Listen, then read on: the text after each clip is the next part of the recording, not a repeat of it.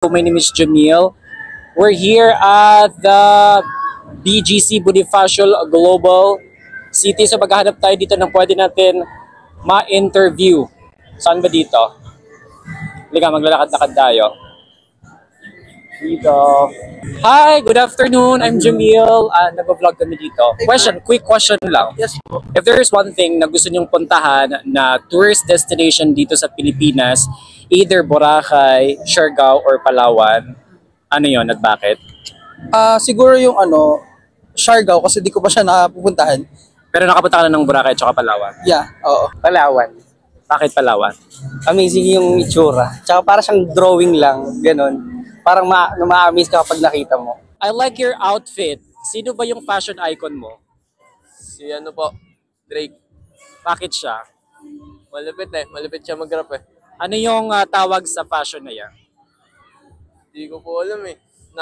Basta suot lang ako ng suot eh. Parang naisipan mo lang. Oo. Parang for the trend lang, uso-uso lang. Oo. Anong tawag mo sa fashion na yan, yung susuot mo? Streetwear. Streetwear. Sino ba yung fashion icon mo? Actually, marami ako pero siguro isa sa mga idol ko. Ano ba yan? Filipino or American? Ako na Wood? kanya lagi ko siya, si Lucky. Lucky. Ano ba? Lucky International? Ano siya eh. Taga Pilipinas siya dati pero napunta siya ng Canada. There's one particular tourist destination dito sa Pilipinas na gusto nyong bisitahin, either Boracay, Palawan, or Siargao. Saan yung gusto pumunta? Siguro sa Palawan na lang. Bakit? Hindi ka pa ba nakapunta doon? Hindi pa kasi ako nakapunta doon eh. Let's say for example, ano ba yung expectation mo doon, if ever? Mahilig kasi ako sa nature. Kaya gusto ko sa Palawan. Palawan talaga. Ikaw naman po, Palawan din. Same lang din. hindi ka pa rin nakapunta doon? Hindi pa rin. Ay, Okay. Ano ba yung expectation mo sa Palawan, if ever? ayun yung beach nga din, yung nature. Yan. On a scale of 1 to 10, paano mo i-rate yung tourism natin sa Philippines? Mga 9. If there's one particular tourist destination dito sa Philippines, either Palawan, Boracay, or Siargao, saan gusto pumunta? El Nido. Bakit El Nido? Kasi gusto kong bumalik doon. Dati, nakapunta na ako doon isang beses pero yung experience na makita uli yun is breathtaking. Sobrang ganda. On a scale of 1 to 10, paano mo i-rate yung ating tourism sa Philippines? For me, 9. It's meant to. I like your outfit, Thank by you. the way. Sino yung fashion icon mo? Fashion icon ko si si Art. Oh. Evangelista? Yes. Bakit siya? Kasi lahat ng symmetrical or kahit floral yung sinusuot niya, sobrang ganda. If ever napapipiliin ka sa ating mga pinaka-famous na tourist destination sa Pilipinas, Palawan, Boracay, Siargao, ano yung gusto mong puntahan at bakit? Palawan. Bakit Palawan? Kasi yung mga kaibigan ko nagpaplano silang bumalik doon kasi ilang beses silang nakapunta doon. Nakapunta na sila ng Siargao, Palawan. And sabi nila, wala daw kasing katulad ng Palawan malinis daw talaga. On a scale of 1 to 10, paano mo i-rate yung ating tourism sa Philippines? On a scale of 1 to 10, 10 syempre. How do you find Philippines? It's really nice. You like Philippines so Yeah, I far? What's your name and where are you from? My name is Moon Juwon and I'm from Korea, South Korea. Wow, you have a very nice English. Thank you so much. I'm studying here. Oh, here? Yeah. For how many years you've been studying here? I studied here for like 5 years. And I'm currently in Southville International School and Colleges and studying IB course right now. Yeah. Do you like the Filipino people here? Like, how do you deal with Filipino people? Yeah, it's so nice. They're so kind and they're so pretty and handsome. Yeah, I like Philippines so much. You guys are also amazing as well. Thank you so much. How about you? What's your name? Hancom. You're from Korea as well. Yeah. How old are you, if you don't mind? 17. How do you find Philippines compared to Korea? It's a nice country, but like the difference is the climate, I think. Yeah, because we don't have winter here. What do you love most about Philippines? The people, they're so kind. Yeah, and the price, the cost is so cheap. The compared to the Korea. It's not that expensive. Yeah. That's why I love the Philippines. Pwede ba kayo mastorbo sandali? So, if there's one tourist destination dito sa Philippines na gusto nyong bisitahin, Palawan, Siargao, Boracay, ano yung gusto nyong puntahan? For me, it would be Siargao. Bakit Siargao? Kasi similar with La Union, I can surf there. And then more of, medyo nagiging melting pot na rin siya of different culture eh. Do you know how to surf? First time ko sa La Union noon, so still learning. Pero nakapunta ka na ng Siargao, hindi pa? Never been. Meron kang balak? Oo. Anytime soon, sana, cross fingers. On a scale of 1 to 10, paano mo i-rate yung ating Philippine tourism? Really? From 1 to 10? Grabe ka naman. Ako naman, medyo generous, more on 8. Or at least may 2 points pa to improve. Sa inyo na lang yung 2 points. Ikaw naman, ano yung gusto mong puntahan if ever? Madami. Madami. Pero nagpalawan na ako. Gusto ko lang ma-visit siguro po yung Coron tsaka El Nido. Bakit yun yung gusto mong puntahan? It's part of the Seven Wonders, di ba? Part of the Seven Wonders. Ibang part yung napuntahan ko sa Palawan, yung malapit lang sa airport. Same question, on a scale of 1 to 10, paano mo i-rate yung ating Philippine tourism? Philippine tourism, same lang din. Halos 7. Or more on, focus pa sa pag-improve pa ng tourism sa country.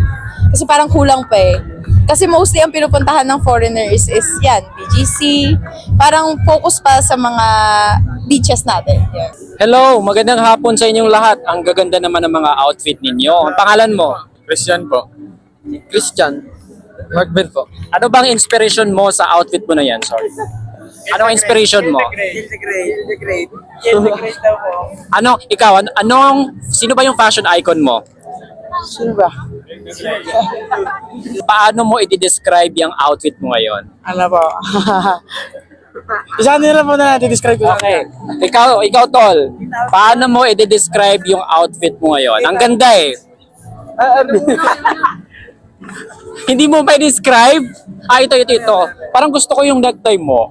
Ano to? Red skirt. Sino ba yung fashion icon mo? Ang lola. Si? Ang lola. Hollywood ba yan? Depende. Pero paano mo i-describe yung outfit mo ngayon? Describe? Oo. Ayos lang. Sakto lang. Paano mo i-describe yung outfit mo ngayon? Angas oh. Angas. Eh. Hail the Great. O, dito kayo lahat. Mag-A tayo, A. Mag-A tayo lahat. A1. 5, 4, 3, 2, action. Hey! I love the outfit. If there's one particular na tourist destination sa Philippines na gusto mong i-visit, ano yon? Hindi ko po alam. BGC? Or like a place mismo? Like parang tourist destination, either Palawan, Siargao, Boracay. Boracay talaga. Bakit Boracay? Ako mahilig ako mag-shopping and makakagastos ka talaga sa Boracay. So, if you love shopping, if you love buying trinkets, Boracay. Boracay. Bakit Boracay? Kasi it's cool. Ano? Kasi I've been there before. It's nice. Sa Boracay, ano yung pinakagusto mo sa Boracay Island? Yung beach. The White Sand Beach. On a scale of 1 to 10, paano mo i-rate yung ating Philippine tourism? 7. Siguro Siargao. Bakit Siargao? Maganda yung beaches doon. Nakapunta ka na doon? Hindi pa. Tapos parang maganda yung vibe niya. If, let's say for example, bibisita ka ng Siargao, mga ilang days ka pupunta doon? Siguro mga 5. 5 days. Ay, 5 days? 5 days. Probably Palawan po kasi I've been to Boracay and to Siargao. Hindi ka pa nakapunta ng Palawan? Hindi pa po. On a scale of 1 to 10, paano mo i-rate yung Philippine tourism natin? Probably 8.5 out of 10. Bakit ka sa BGC at wala sa atin? We're currently actually staying dito po sa Manila. How do you live here? Yeah. How about you? We're staying For how many years you've been living here in Manila? Since 2016, no? 2016. 2016. Then we studied here. Do you guys work already? No. Nag-aaral pa po. What's your program or course? We're law students. Law. Wow. No, first year pa. First year pa. pa. Yes, first year. Pero law ha, hindi yan basta-basta ha, di ba? Talagang marami kang kakaining bigas dyan. Like, what's the reason why law ang napili mo? Actually, Some of our family members are lawyers din kasi. So, actually, yung mga undergrad namin, wala namang connect sa law school kasi ako HRM. And education ka, diba? We're cousins. What do you love most about sa pagiging law student para sorry? Ano ba? Ikaw? Sa akin is challenging kasi yung law school. And marami kaming nababasa na libro. And parang yung mga cases na gusto din namin explore, tutunan din namin. If meron kayong gustong sabihin sa mga kapatid natin na mga non-Muslim, kasi alam nyo naman, hindi pa asyadong tapos yung stigma about us, the discrimination and stuff, ano yung gusto mong sabihin sa kanila? Well, life must go on and saban lang talaga tayo. Ganun talaga yung life eh. Like, we have to accept na may discrimination talaga dito sa atin and go lang ng go. Just don't forget to pray. For me po, it's Boracay kasi palagi kitang nakikita nandun kayo. Kilala pala niya ako. Taga-asa mga Bisaya ka? Ilonggo po kami. We're from Bacolod. Wow. Anong pangalan mo? Kim po. Bakit naman Boracay yung gusto mong puntahan? Well, since it's one of our most beautiful destination here in the Philippines, I think it's not underrated for me or overrated for me. So yeah. Ano yung masasabi mo sa mga bashers na nagsasabi na yung Boracay is overrated, madumi, blah blah blah, ganon? I think naman po, depende naman po yun sa tao if gusto nilang, if nagsasawa na sila or whatnot. If overrated sa kanila yung Boracay, then they can just find different places to visit. May nanalo na. On a scale of 1 to 10, paano mo i-rate yung ating Philippine tourism? Of course, 10 out of 10. Napuntahan ko na lahat. So, I think na lang, Batanes, kasi I've never been there pa. Batanes. Yes. So, bakit Batanes, ma'am? Because it's one of the places that I haven't been with yet. But, seeing a lot of pictures, Batanes online, all over the internet makes me want to go there po. What do you love most about our Philippine tourism? What I love about our Philippine tourism is that we have just like a lot, so much to offer to tourists who've been visiting our countries. Yes. On a scale of 1 to 10, paano mo i-rate yung ating Philippine tourism? Of course, 10. Probably Boracay, Why Boracay? because I know it's pretty. There's a lot of people who go there across the world, and I'd love to go there. Did you visit Boracay already or not yet? Not yet, and I'm planning on to. Do you have any expectations in Boracay Island, if ever? I hope it's clean, like they say it's clean now. But that's all. It's actually clean. It's beautiful because I live there. Yeah, I live in Boracay. Really? Yes. Siguro po si Kior.